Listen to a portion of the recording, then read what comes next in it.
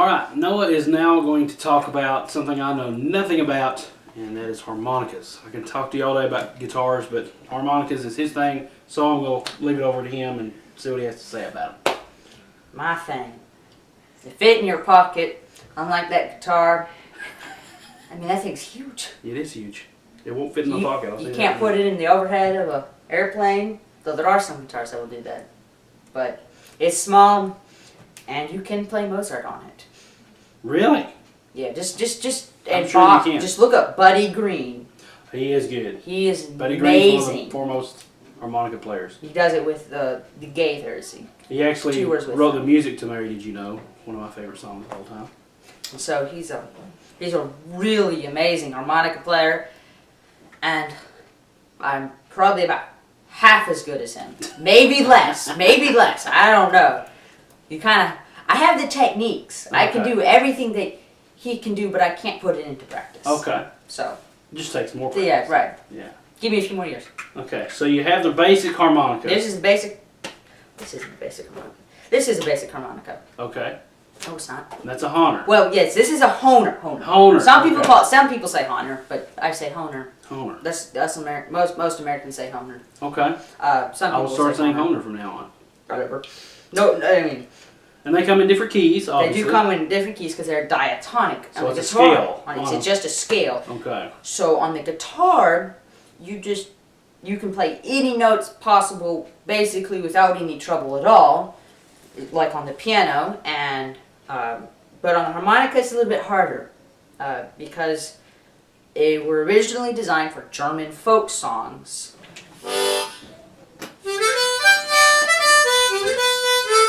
Which is an American folk song, not a German folk song. I was like, that doesn't sound good. We'll go with it. We'll roll with it. But they were meant for folk songs like that. They Okay. were simple and in the key that they were tuned to. But we took the harmonica to America, and the people that lived in Mississippi, they look at that thing and they're like, man, my wife just left me. I'm mad. And all I get to play is Oh Susanna. And so they took and they're eating probably at the same time. And they're like, what in the world?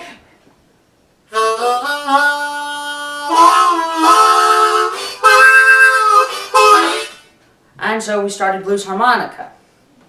That's good stuff. Right, and so keys, and so what they're playing is they're actually playing a fifth above what the harmonica is tuned to. You can play two major chords in the lower register of the harmonica. You can play the chord that it's tuned to the G, and you can play a D, which is the 5 chord, which is a D. I already said that.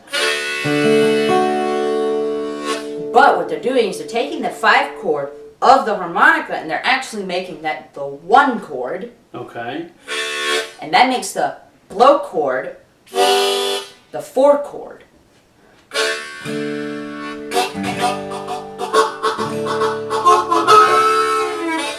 Now they can't play the 5 chord, which is essential to the blues. That's the 5 or the 4? The 5. They can't play the 5. Can't play the 5. They can only play the 4 and the 1.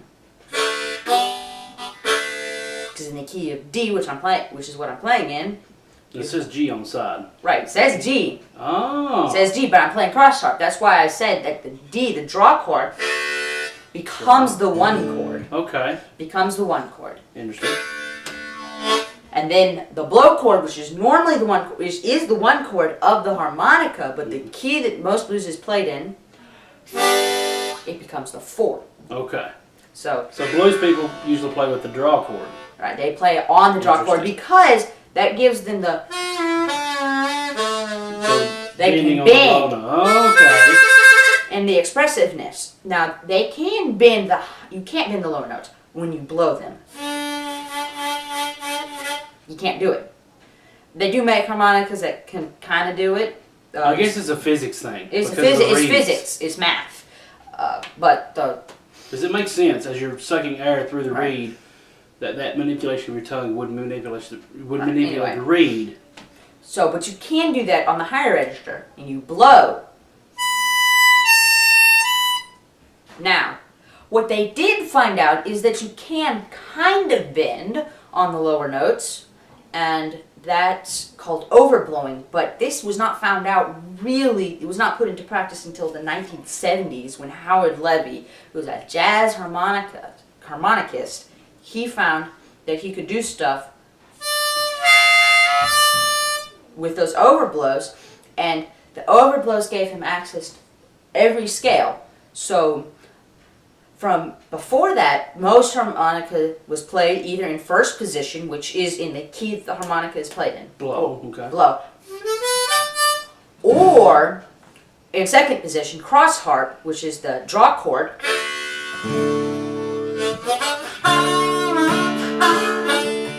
But after Howard Levy came on the scene and started using the overblow had been found out just like other bends in like the 1920s, but they were like, what the heck can I do with this?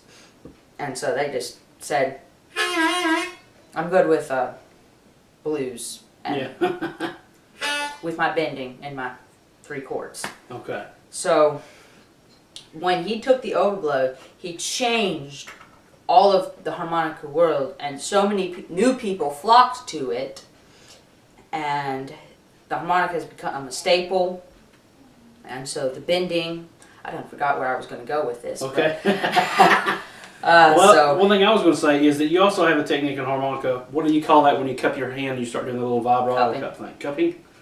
Is that it's vibrato. Okay. Wah wah. Wah wah. Okay. There are about 3 different ways to do it with the hand. So it's mostly the same. You can rotate on an axis. Okay. And you can do a grandpa style, which is better for kind of gospel and just harmonic, just kind of Oh Susanna kind of stuff. And campfire songs. Yeah, campfire. Because it's very fast.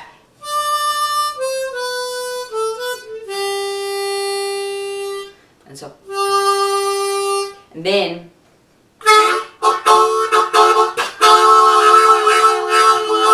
and you do that more with the bend, and it helps a little bit. But it does mostly the same stuff. They all do about the same thing. What do you prefer? I normally do this. Okay, campfire style. But I will do that. I will. Okay. Because I can incorporate the campfire style into the blues, and I open it all the way. A lot of times in the campfire, they'll just do it very slow, very, very quickly, but don't move it very much.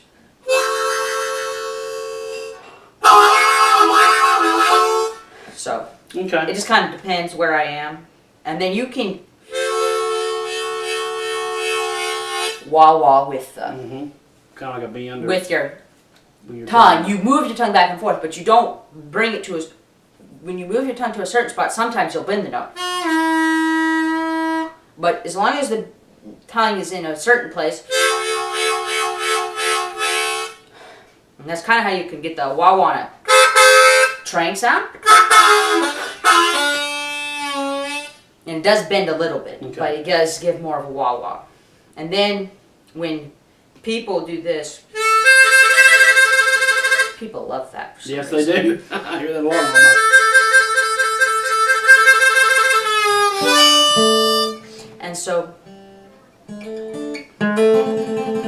yeah, it's called a warble. Warble, okay. Warble. Warble. And you can You're southern. shake your head.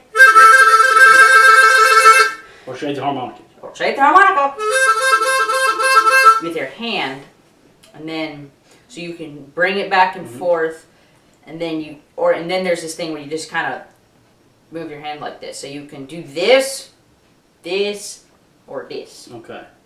So. All right. Ooh, that's cool. All right, so we're going to go to one more harmonica thing that he has. He has a secret weapon, the big one, the biggin, as we like to call it here. It's huge, and it has a little button on it. And when I first saw this, I was like, what is that? Oh, yeah. Very accordion sounding. Accordion. Because it doesn't quite have the expressiveness of the But it does make for a good bass. It does make for a good bass. When you play bluegrass songs, that's a good bass.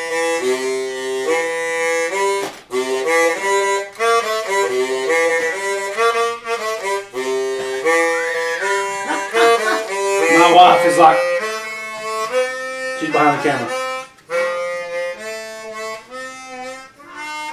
So what does the button do when you? It changes the note. So on the diatonic, to get the other notes in the scale, in different scales, you have to bend the notes or overblow them, or even overdraw them, which is when you do the overblowing on the high notes. And I can't really do it very well. That's one thing I have not quite mastered. All right. As far as techniques go, but the button allows you to do trills, which is what they call them, of half notes. On the harmonica, you can't, chromatically, you can't do a trill, really. That's the best you can do. And that sounds like a bend or a vibrato. Right, it sounds bendy. And so, here you can actually get the note to go up and down to the perfect note. Well, that sounds kind of like you were doing the back and forth thing. Almost. Yeah, it does kind of sound like that, but it does it in half notes. Okay. You can't do it in a half note on the diatonic. Okay. Really. To me, that sounds more like gypsy-ish or jazz-ish. It is a jazz instrument. It is a lot of people will view this as the most serious instrument for a harmonica player, but it's not even the biggest harmonica. Oh my goodness! It's basically the biggest chromatic harmonica. It's 64 notes. It's more notes than on a violin. Wow. And that little bitty thing. Yeah, and that doesn't come cheap, folks. Let me tell you. This cost me $200.